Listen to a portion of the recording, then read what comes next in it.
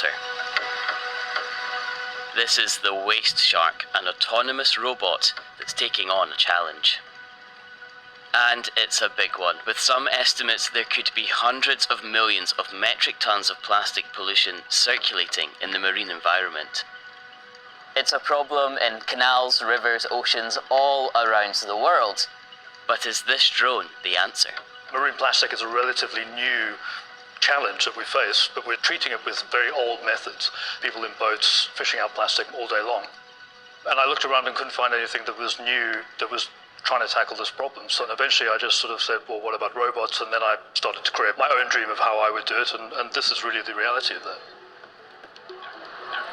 The actual hardware is just a catamaran hull with a basket in the middle, and it sees the trash, goes over it, traps that trash and brings it back to shore.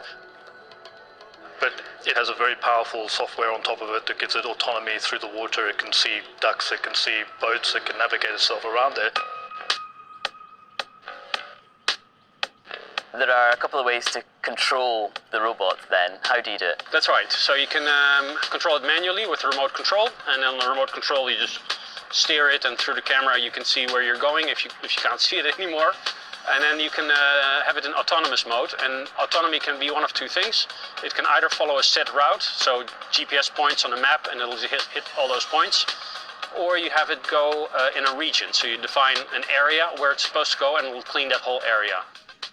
You can of course predict with trash a lot of the time where the trash is going to be, right? It's going to be downwind, for example, so you can tell it cleverly where it's supposed to go. But the next phase, of course, is that it does that for you. So we're working on AI technology to recognize trash specifically.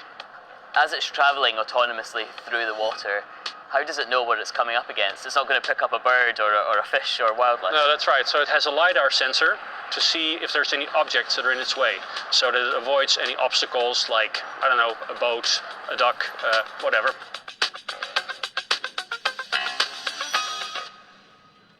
Of course, sometimes the rubbish is a bigger problem, and for that, we need a bigger robot. That's why the team are now working on the Mega Shark, a drone that can be controlled by an operator or still use the remote control or autonomy features. And no matter the size of the vehicle, there are big challenges in developing tech that can navigate itself on water.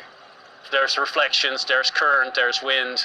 So yes, object recognition is tricky because, well, you can see it today, it's a sunny day, which means, you know, silver water.